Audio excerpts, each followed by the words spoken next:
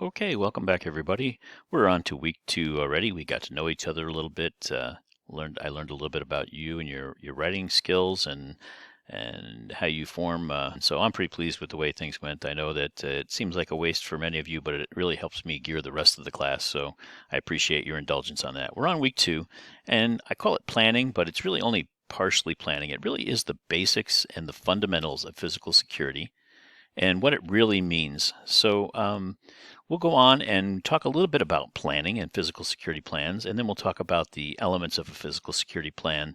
And I think you'll understand a little bit more about how we go about laying things out by the time we're done with this week's lecture. So I guess if I'm asking you to consider a physical security plan, I should kind of tell you why. Well, why do we plan? It keeps us focused and organized. It makes sure we don't miss things. When we actually write out a formal plan, it tells us what we need to do, when we need to do it, how we need to do it, so that we cover all the bases. Now, can you imagine going on a trip, just going to the bus station and just saying, okay, I'm going on a trip. You know you want to go to Chicago, but you just buy any bus ticket. You walk up to the counter and they say, okay, where to? Oh, I don't care. Just sell me a ticket. Then you get on any bus and you go and you hope for the best and hope you'll end up in Chicago. Now it's, now almost February, and Chicago is a little bit colder even than Pittsburgh in many ways because it is the Windy City. And I will tell you that I got stranded in Chicago one time. I was taking a train after all planes were grounded in New York due to a blizzard. But the Midwest wasn't experiencing that blizzard, so I decided I was going to hop a train in Penn Station and get a sleeper car and come home to Michigan that way. And it took me through Chicago, where I was supposed to change trains, and I got within about 25 miles of Chicago, somewhere around South Bend, Indiana, a little closer maybe even, and the tracks cracked from the cold. It was that cold. The metal tracks just cracked. And so I ended up getting into Chicago, missing my connecting train that would take me back to Michigan. And because that's how trains work, right? You have to go past where you're going. You can almost see your destination out the window, but then you have to go another 100 miles and come back. And by the time I got to Chicago, it was too late. So I had to spend the night in Chicago, and I grabbed a room at the Westin downtown. And it was 3 below zero at the warmest, not counting the wind chill factor. It is very cold. So now we're going to, hop on any bus, hope we get to Chicago.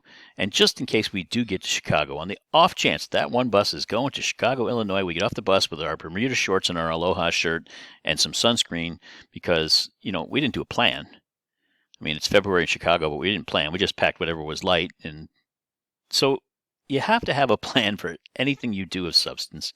And it's no different when you're planning physical security for a facility, a building, a site, a location. And really what we're protecting are places, although you will hear me say we protect people and products and resources and reputation through physical security. We do that by protecting the place where all those things are contained. And if you don't plan properly to do it, then you will just go about willy-nilly and you will miss something that an adversary will not miss. So therefore, having a plan is really important. So in physical security, just like many other things in security, we use a risk assessment. We have to know what is at risk. What do we have that somebody else may want, and how much would we lose if it were compromised? We have to do a threat assessment. We have to understand what could harm us, right? If we have something that is really, really valuable to us, but it's of no value to anybody else, then, the threat is low. So we do a risk and threat assessment, and we take those two things and then we look for the difference between the two. If we have something that's very valuable and somebody else may want to take or harm or alter or otherwise compromise, and we know that there is a threat actor that would do that, we look to see how they might do it and where the holes are. What are we not doing to protect from that particular threat? If we know the threat is, it doesn't have to even be a security threat. If we have a stockpile of gasoline, well, we know that fire and gasoline don't really mix. So our risk is that we are sitting on 1 million barrels of crude oil that's going to be made into gasoline. And our threat says that there's a campground next door and it has open fire pits, right? I don't know who would plan that, but it's there. Our vulnerability would say that we need to do something, put something between that campground and us that would be used as a fire block so that sparks from those open flames would not get to our refinery. Those are the vulnerabilities. From that, we devise a physical security plan. We understand what we have, what could harm it, understand what we are not doing or what we're not doing fully that might allow that to happen. And from that, we devise a physical security plan to protect that asset. So a physical security plan, it matches those risks, threats, and vulnerabilities to actions or mitigations. A mitigation is something that you do to close a security hole. That's all it is. I have a front door on my home. A mitigation to the security of anybody being able to open that door is the lock. Another mitigation may be a deadbolt. A third mitigation may be that I have dogs. A fourth mitigation may be that I have weaponry. A fifth mitigation may be that I have an alarm system. Those are all mitigations to the potential for someone to come in my home through the front door. And so a physical security plan takes risks, threats, vulnerabilities, and you turn them into actions, which we call in this field mitigations. Pretty simple stuff. You've probably heard it before. They should be written out, and you risk each major risk. And that is really in terms of what your assets are. Identifying your assets, and that tells you what may be at risk. If you don't have anything of value in your home, why would you spend an awful lot on a high-cost deadbolt? Of course, you're protecting yourself, so there's one reason. But I think you understand you wouldn't put a safe in a house if you have no valuables to put in the safe, right? So you match your risks and your threats and those vulnerabilities. I, in my home, have a safe because sometimes I keep things that I consider to be valuable in the home, right? Don't come rob me, guys, because first off, you're not getting in the safe. And remember, the locks, the deadbolts, the dogs, the guns, okay? But I think you understand the whole concept of risk and threat and vulnerability. And your written out plan is going to talk about how you close those gaps. A big thing to remember is without a written security plan, it is very hard in industry and in corporate security to get any budget to close those gaps. If you go to your boss and you say, hey, the locks on the front door of the building, we need to put more heavy duty locks on there. The first question they're going to ask is why? And the second question they're going to ask is why? And you know what the third question is, why? You need to tell them perhaps that it's because the current locks are not very strong. They could be compromised. Inside the front door, we have these things that could be compromised, right? Inside the front door, we have the room where we keep the valuable diamonds, right? And we have a standard lock on the door, and we don't have a deadbolt, and someone could use a ramming device to get in there. So what we want to do is harden that front door and put in a heavy-duty deadbolt lock that a ramming device could not get beyond. But if you have that plan in writing and it's holistic and it covers your entire building, it is much easier to go in and ask for a big bucket of money to close all of your security mitigations. So a physical security plan helps you get budget. Now some people, and I'm of this camp, I often do a drawing first. I understand where the risks are. I have my asset list and I know where in a building they are. And I have a threat assessment and I know what could be done to it. So then I understand what my vulnerabilities are, right? If I have, again, that room full of diamonds inside the front door and I have weak locks, then I know that a vulnerability is the doors, and a mitigation would be to increase the strength of the doors and the locks. I sometimes start with a drawing. I use a building drawing and I understand those first three elements, the risk, the threat, and the vulnerabilities, and then I draw in things I would use to close those gaps, draw in my mitigations. From that, I write my site security plan. In this course, we're actually going to do it that way, and I don't know if we're going to get to the point where we're actually writing the plan, because all it is a narrative of what your drawing is. But the drawings tend to be a little harder for some people. Once you've done them a couple times, they become very easy, and again, that's why I do them first. But understand that you can do a drawing first and back into a written description of what you're doing and why you're doing it, and it's a normal practice. The one thing I do want to touch on, and it's a little bit not quite off topic, but it was in the reading this week, and I think it's something very important when you talk about mitigations. Our authors of the book, they're in the never camp. You never sacrifice security for convenience, and you will hear people say that. And I think it is a really great bumper sticker, but I'm not quite so sure it is even feasible. And I'm of the camp where we use reasonable and responsible risk-taking. If you make a minor concession on convenience, sometimes you get better compliance. Okay, and I'll show you an example of that in a minute. Okay, the key is making sure that you mention the convenience in your physical security plan. So I could put a heavy-duty electronic lock on my front door, and I could have a single key, one key. And now I know that I'm carrying the key and that I'm the only one that can get in. I've closed that mitigation pretty tight. Now, my wife is not going to be really happy when she comes home and finds out that she has to sleep on the front porch in Michigan in the middle of February. It's going to remind her of my Chicago trip, and she will be reminding me when she goes in and gets those weapons we talked about earlier. So sometimes you have to have a convenience, and more than one key to a door is a convenience item, right? I mean, it's a practicality thing. More than one person needs to get in the home. Therefore, you have to issue more keys. And when you have more keys, you have more vulnerabilities, right? It does take away some of the security when you issue a lot of keys. But the authors will tell you that you never sacrifice security convenience. I'm here to tell you that that is simply not practical, and in a business sense, it's not practical either. So they're the never camp. For this course, we are going to make reasonable and responsible decisions sometimes on concessions.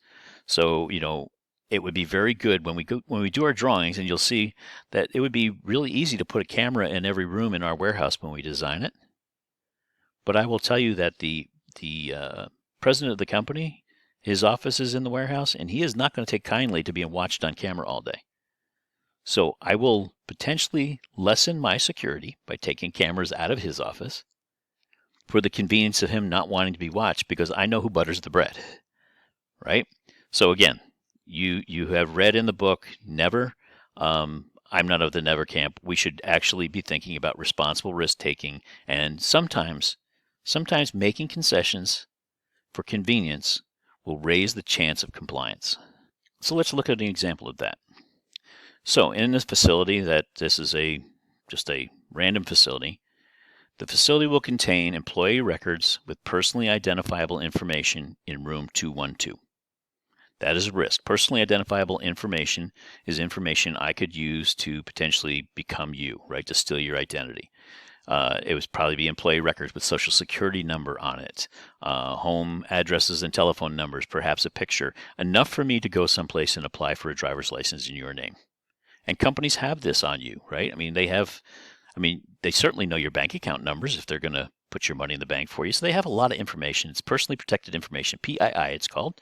And those of you who are in cybersecurity know that well. But let's just say we put those records in room 212. So the threat would be compromise of PII can result in identity theft, and that would subject the company to some liability. You gave me personal information and I didn't protect it. I have a responsibility to do so. So the threat is compromise of that information. We know our risk and threat. The vulnerability is that the room needs to be accessed. Somebody needs to go in there. The human resources people go in and out of there several times a day. So maybe my physical security measure would be an access card reader with secondary identification, right? Authentication, rather. So a numerical keypad. So you all have used cards to get in and out of dorm rooms and other places on campus. They make those where you put the card in, and then you also have a keypad, and you have your own 4-digit number you punch in and then pull the card out. And if you don't have both the card and the number, the door's not going to open. Okay? That would be proper protection for PII, a two-factor authentication, if you will, badge and keypad. We're physically protecting you. However, we know that those HR people go in and out all the time. So in order to allow for convenient entry during normal working hours, only the card will be required, right? It's a little slower to go in and then get your code, right? So they're going in. If I don't do that, and then at night I'll turn it back on, right? And all the entry doors will be alarmed if somebody tries to breach the door. If I don't make it a little bit more convenient, there is a very good and high likelihood those HR people will prop that door open during the day. If they go out any more than 4 or 5 times, they will simply prop the door open. Now I have no protection on that PII during the day. And at night when they leave, if I don't have a guard service, that will go into an alarm state, and it will alarm and tell me somebody's breaking the door, and I'll have to send the guard or police or whoever to go see that somebody put a rock in front of the door or a doorstop or a book or whatever they shoved in there to keep the door open. So I compromised security by only having that single authentication of the badge. But I increased it because I increased compliance. And now I know that the HR people understand they have to use their badge every time they go in. And I've made it a little easier for them during the day when they're there. And I also understand the building is under better observation when there are more people walking around during the day. Less likely somebody's going to try to break in that room during the day when people are around. So oftentimes we compromise security slightly for convenience because it helps us with compliance.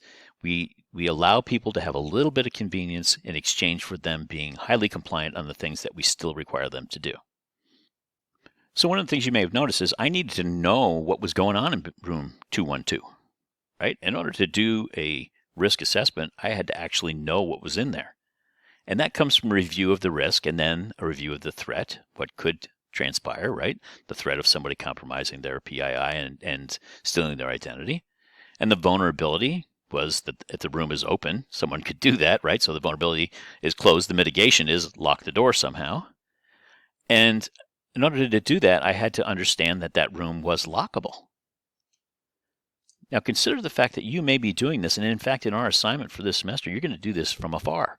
You're not actually going to step foot into our warehouse that's being set up. You're going to do it from drawings. And I often do this for drawings from buildings that are on the other side of the world. What if room 212 is an open room? I just didn't know it. It's just all I knew is room 212. Okay, here's what I'm going to do. Physical security plan, put a lock on the door, put a keypad on that door with a access control card, and during normal business hours, it will be card only. After hours, it will be card and keypad, and I'll alarm that door, and I've closed my vulnerability. Except what if it's an open room? What if room 212 is technically just a little alcove with no door on it? What if there's no door, right? One of the big things to remember when you're doing a physical security plan is either you need to be on the ground at the site or you need to have up-to-date and very specific drawing plans. And if you don't understand those plans, you need to interview and ask people questions. One of the big things that people make a mistake in when trying to do physical security plans is making assumptions that something can be locked. Making an assumption that what if the door were a set of double doors? Now I need to consider, does one side open? Those of you who may have worked in or seen hospital doors before, a door in a hospital room normally is a 2-panel door. You open, or it's either a really wide door, which they've kind of gotten away from, or it's a 2-panel door where it's a standard door and then there's a panel that has little clips on the top and the bottom, and you can open that too so that you can get the bed in and out, right? If the patient needs to be moved in bed. And what if it's a double door? If I put a card reader and an access card on there and keypad and an alarm, somebody could just open up the other side because I haven't done anything with that. That leaf on that free floats, right? So if that gets left unlocked, somebody could just walk through that and I would never get the alarm. I have to understand it. So one of the things you need to remember when doing a physical security plan is ask questions about the drawings if you don't understand them, or preferably boots on the ground, going to actually look at everything that you're going to suggest a mitigation for to understand whether or not it's even possible. So I feel like I've thrown a lot at you so far, and we're only in week 1, but these are pretty basic concepts, really. One that's not so basic is CSS210. That's crime prevention through environmental design. And this is used when you're doing physical security normally for a new building, but you can do some retrofitting. And we're going to go, when we talk about perimeter protection in the next couple of weeks, I think we're 2 weeks out from perimeter protection, we're going to talk a lot about CSS210. And it's not something you generally use inside because it's the physical environment, normally of the exterior of the building. And there are some things you can do with the outside of the building that become security features that no one would think are security features. That's really what crime prevention through environmental design is all about. So if we're going to talk about CSS210, let's think about some common features of buildings. It is very common for office buildings these days to have underground parking, under building parking, right? You use less footprint on a piece of property. If you have a small piece of property and you want to get the maximum size number of floors in a building that you can put in there, maximum use, well, you put the parking underneath the building. California, very famous for that. Almost all buildings in San Diego, when you go downtown, have underground, under building parking. which just blows my mind because of the earthquakes, but that's the way it is, right? How many buildings do you drive by that have full glass front buildings, right? I mean, most office buildings, they want a lot of glass. They want a lot of light. There's a couple reasons for that. I mean, some of it's energy efficiency, really, because with low E glass that they can put in buildings now, it's pretty insulating. Now you're going to use the power of the sun coming in to help warm your building. But who normally gets the offices with the glass in the front of the building? An executive, right? Schmucks like the rest of us end up in the basement or the middle of the building. We can't see out, but the guys with all the power, they sit on the fringe and they get to look out at the nice scenery outside. And in many cases, it's not the top floor. If you have a single level building, which is fairly common, the executive is normally in the corner office with the biggest windows. And people then can park right up to the edge of the building. If you have a single level, you don't have parking underneath. Now the parking goes right up to the edge because you want your parking to be convenient, especially for your visitors. You want them to be as close to the building as possible because they're your guests. You don't want them walking a long way. Perhaps it's raining, right? And then you have these nice flower beds along the walkways. You want lots of color, right? Nice flower beds in the springtime. And your building might have open courtyards and quads and a large welcoming entryway, right? So that there's big doors coming in, and you have the widest sidewalk going up to the front door with the flowers around it. And maybe even if you're in the country, you have a nice long straight driveway coming up, with the park-like appearance and all that sort of stuff. Those are common building features built into American buildings because we have so much space normally.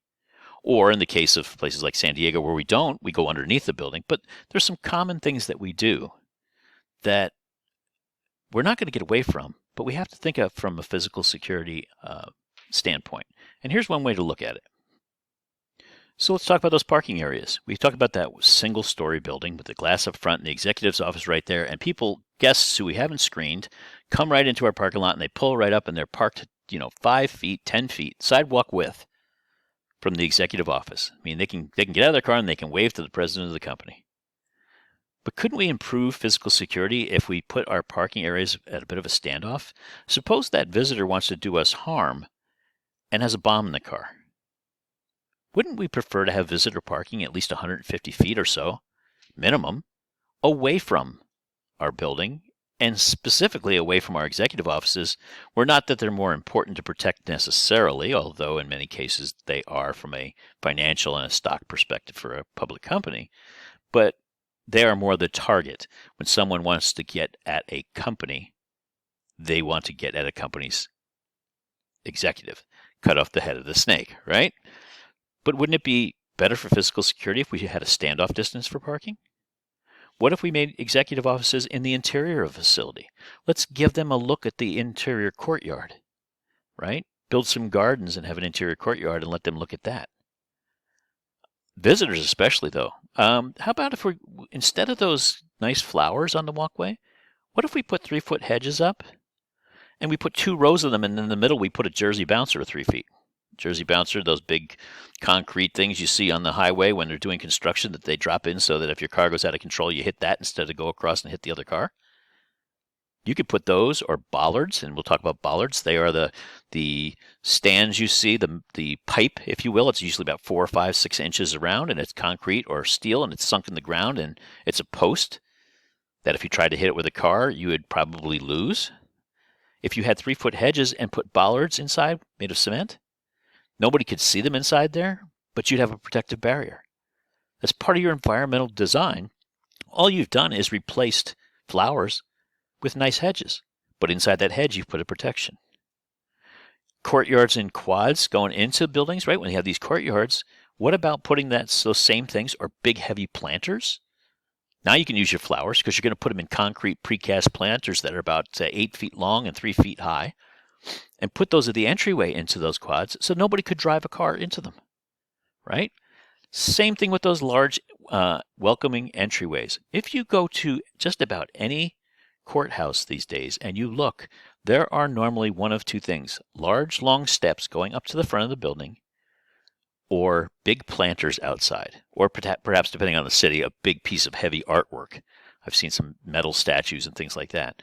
Those aren't just there for pretty. They're there so nobody can drive a car through the front of the courthouse. Okay? How about taking that long straight driveway, before it's put in and say, why don't we put some turns in this? Why is that? Because on a straightaway, I can get my car, and even my old truck, I can get up to at least 80, 85 miles an hour on a long straightaway. But if it were a curving, winding kind of a driveway coming in, it would be both more scenic, and I could never get really up over 40 miles an hour without feeling a little bit unsafe if it were really winding. So now if I decide to use a vehicle, and a lot of this is for vehicle protection, but there are other things you can do. You could put a big pond in between the roadway and the front of your building. Now you know, for the most part, that anybody who's going to try to walk up and do you harm is going to walk around the pond. Very seldom does anybody use a boat attack to get buildings in the U.S., right? But if you have a pond with the fountains in it, looks pretty, you have prevented crime, or at least you've been able to better detect it and deter it through environmental design. That's what CSS210 is all about. And sometimes even CSS210 fails.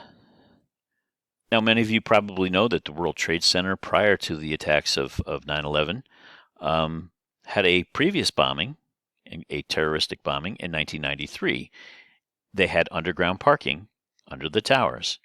And this is just one shot of the results of the bombing of the World Trade Center underground parking in 93. The parking was generally accessed.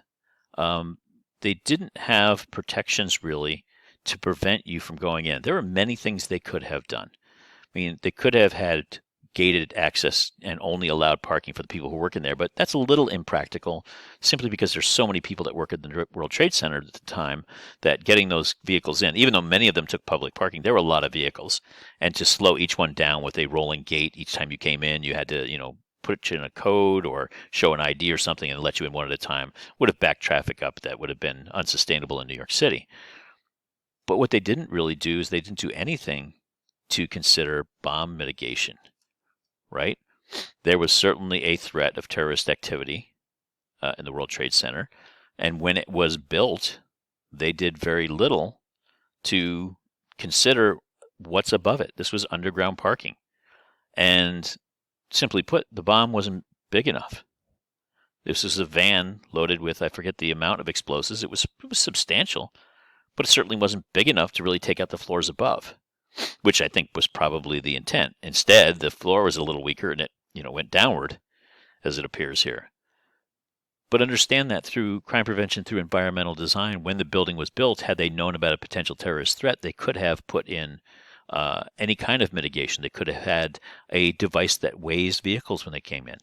So today, if the technology was available then, which it may not have been, but it was coming along even in the 90s, it would have measured the length and height and width of vehicles coming in through a series of cameras and said, this is a van. It is a Econoline van that should weigh somewhere around 4,000 pounds. But this one is coming in at 7,000 pounds. There's 3,000 pounds of something in here, and I should put up a gate that stops this vehicle before it gets too far and trap it in an area that's totally reinforced. So if there's a bomb blast, the only thing you're really going to do is scrape those bombers off the side of this thing. That could have been done. But again, at the time, perhaps the threat and risk wasn't there. But now that it is, you know that you need to consider the risk and the threat and the mitigations. And in this particular case, had they had crime prevention through environmental design and known about the risk and the threat, they would have probably designed this building totally different. Could they have stopped the attacks on 9/11? Of course not.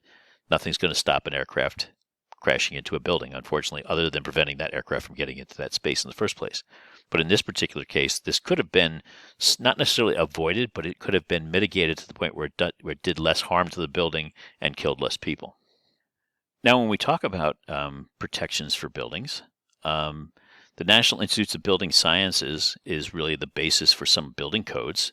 And it says that, you should have, beyond parking management, you should have security features like cameras and lighting and card reader access control and concrete-filled bollards to protect vehicle entry keypads in there, hydraulic lift wedges, all kinds of things like that.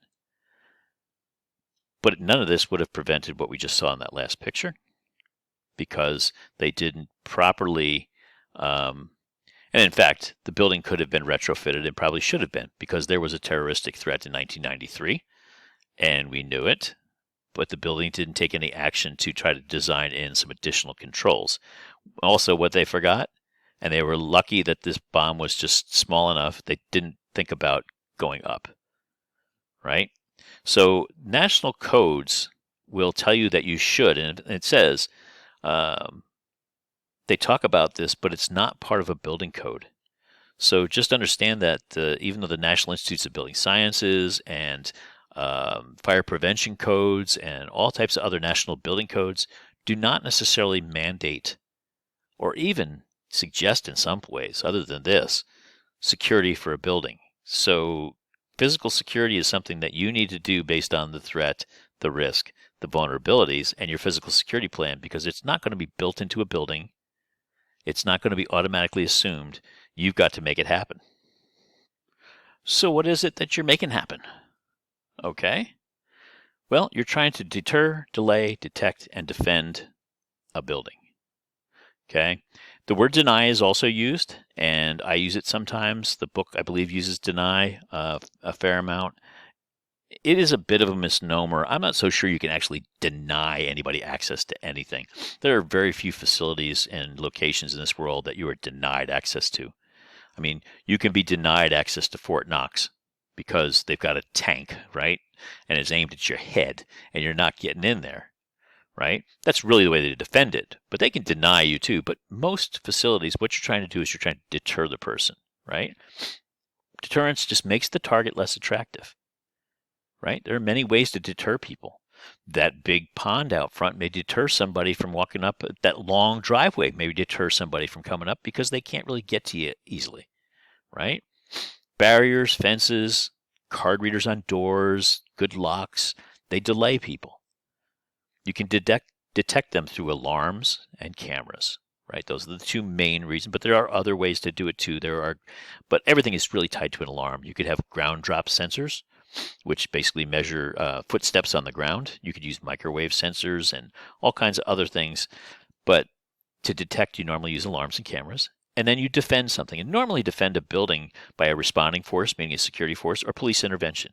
That is how you defend it. When you have detected it, you've delayed it, and now you've detected it, right? You try to deter, they didn't listen to you. Somebody climbs your fence.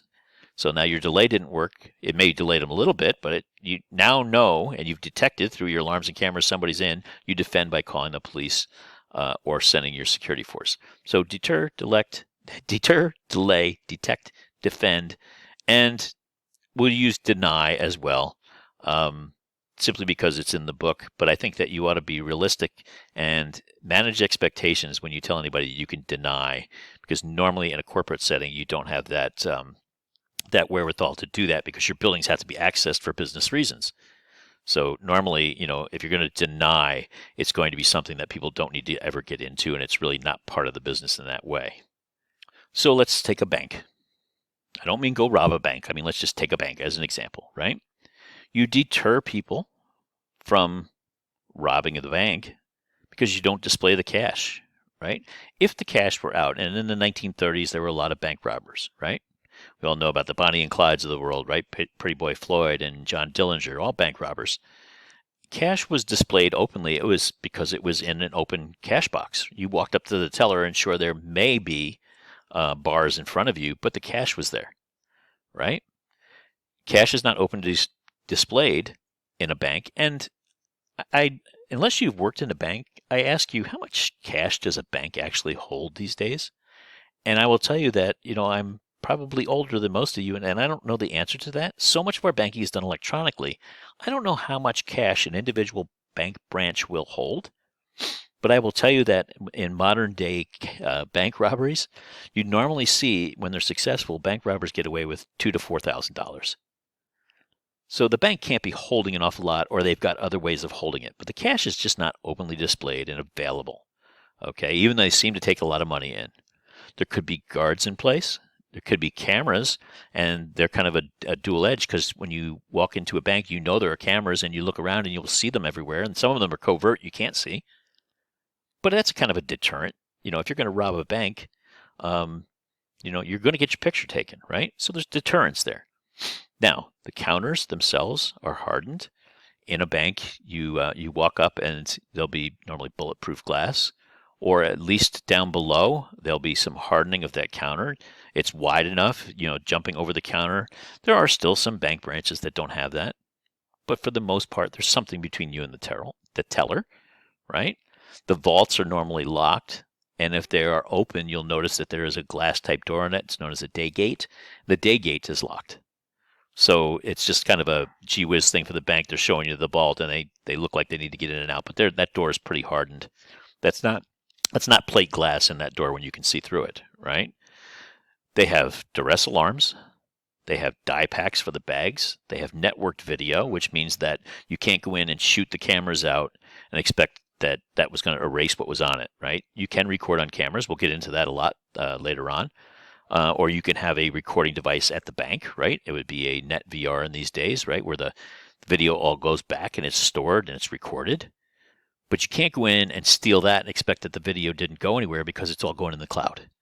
So it's networked video, right? So we've deterred people. The cash isn't out there open to display. We might have guards in the bank. We'll have cameras that are visible. So we deter them. We're saying this is not a good idea. We've delayed you because the counters are normally hardened. The vaults are locked. There's a number of things that will keep you from getting to the money quickly.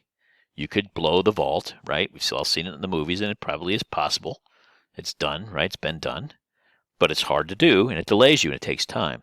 We would detect you because we have duress alarms. If you take a bank bag full of money, there's a die pack. You open it up, you turn blue or orange, whatever it happens to blow at you, and you're not getting that off for a few weeks. And it also puts it all over the cash, so it's pretty hard to spend.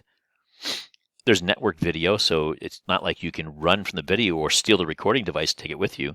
There were many cases of that with gas stations. Gas stations have cameras, convenience store gas stations, and normally in the old days they were hooked to a VCR, and the VCR was right under the counter.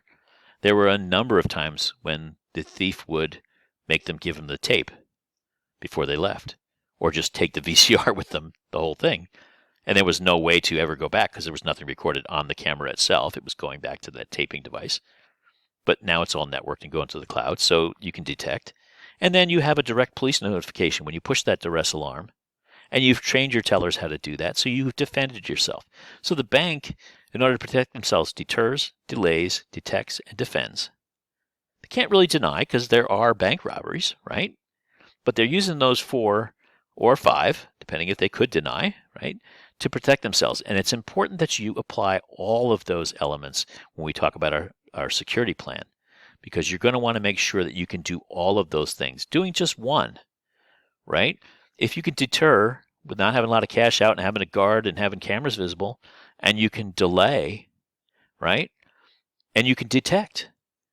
You do all those things, but the thieves still get away because you don't have direct police notification and your people aren't trained how to use any of that. You haven't defended yourself.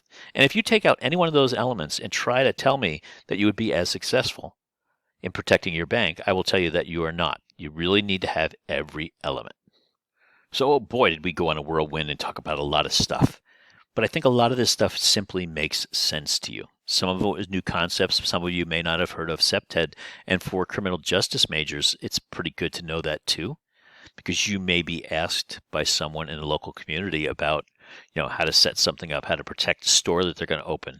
And, what a great police officer that can come in and help with things like physical security to a shopkeeper. What a great way to do community policing, in my opinion. So it helps all the way around. But physical security has to be planned. You can't simply go and say, okay, and I've seen so many security managers do this. I have a new building. Let me throw up some cameras.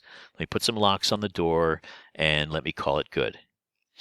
The cameras will be the ones that almost always get you in trouble. People think we throw up cameras, therefore we've protected the building, but they have no reason as to why the camera is there, no task and purpose, which we will talk about for every camera. And so it must be planned, and it has to be planned against the risk, the threat, and the vulnerability assessments. You take each finding, an item in those assessments, and you add a feature, you add an action, you add a mitigation. Is what we call it, right? You're going to add your mitigations, and you lower the risk. You address the threat, or you close the vulnerability. Sometimes you can't do it all. And sometimes for convenience, you may be able to to leave out some things because it might improve compliance. Think about those people and the HR people we talked about in that door. Sometimes when you leave stuff out and you compromise security ever so slightly, you are getting better compliance. And in the long run, your facility or your resource, your asset is more secure because you've allowed some level of convenience. In order to choose the right mitigations, you really should visit the place to be protected. And that is one thing in this course we're not able to do, but I will tell you, even if the course were in person, we would not be able to do it. So, it is what it is, but this is great practice because I will tell you, in my job, I design these all the time. It's kind of a hobby of mine, quite frankly, that my people in the field should be able to do it, but most of them will say, here's my plan, go over it. And I tweak them because I enjoy doing this stuff, right? And I don't go to most of them to look at that room. Many of them I've been to around the world, but I don't go there for specificity. Yeah, let's try that one again, huh?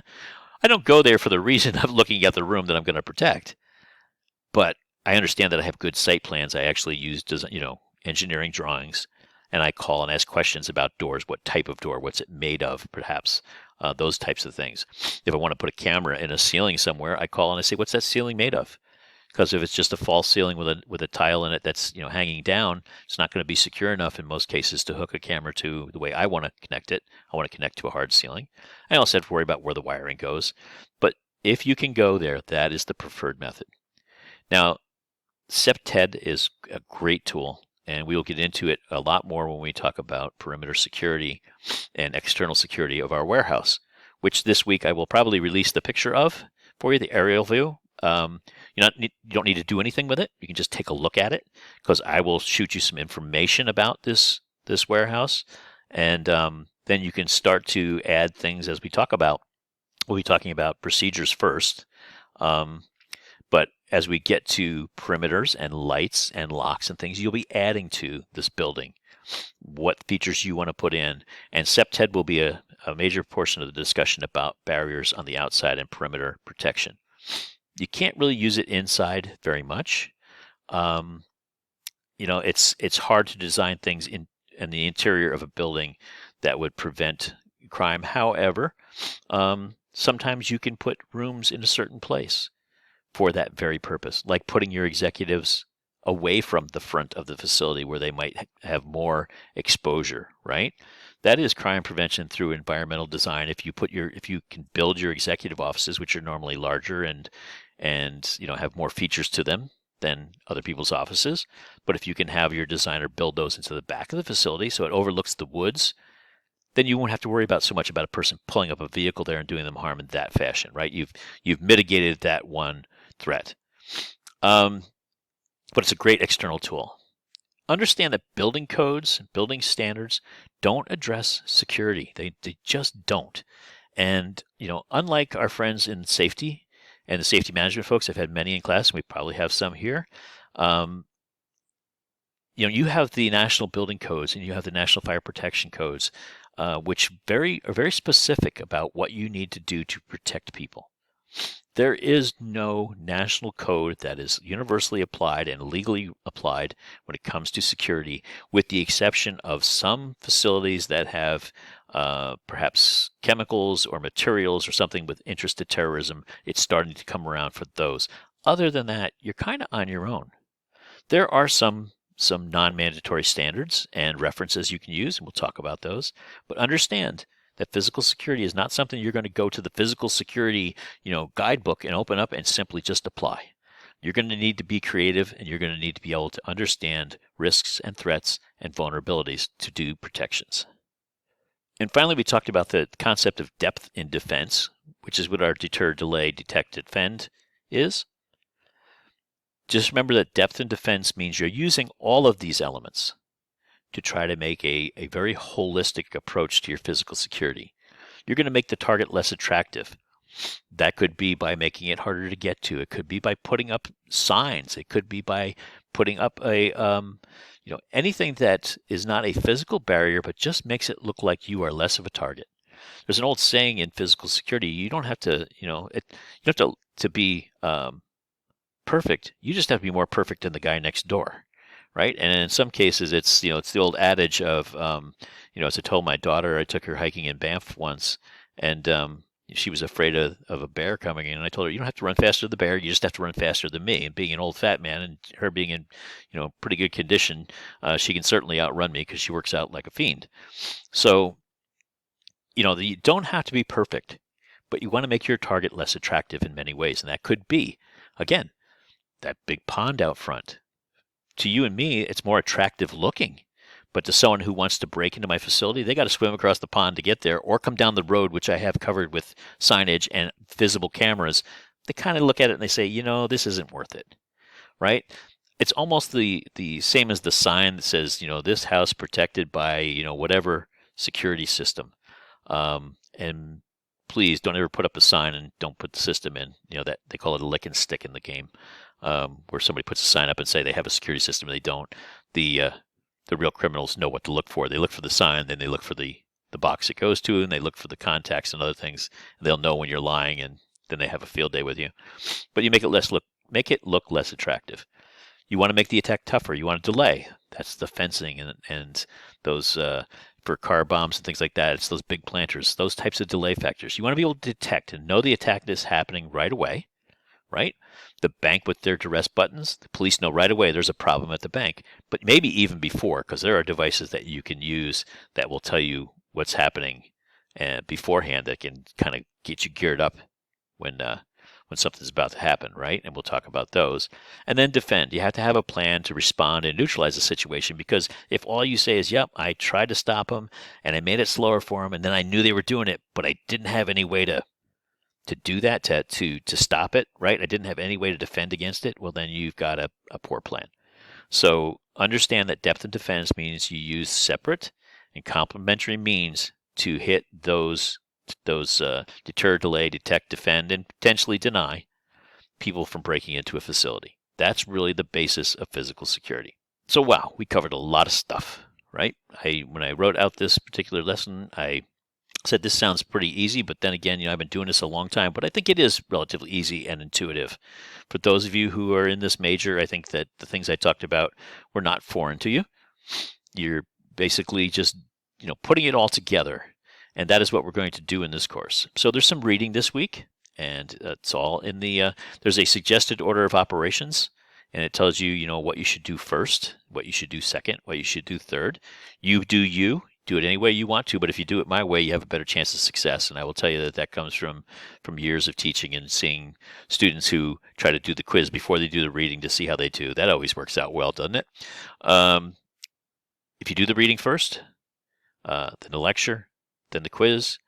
Everything this week is due Sunday at 11:30 p.m. Everything is open in D2L for you to do that. I will give you a caution on the calendar when we get to discussions, and that is that discussions have initial posts and responses, as I said in our opening week, and one's due before the other, but the calendar won't reflect it because you can only have one due date for an assignment. It's just a two-parter. I'm going to try to find some way to put that in the calendar to remind you, but it actually just is not possible right now. So do the reading. You finished the lecture. Thank you very much for your attention. Do the quiz. It is not easy, but it is not tough either. All of the answers for it are either in the reading or in this lecture. I've gone back and validated that everything in there is as it should be. So take your time. If you're taking good notes, you should have absolutely no problem with it. If you want to talk about anything, if you want to reach me, I think everyone has my contact information. It's in the syllabus.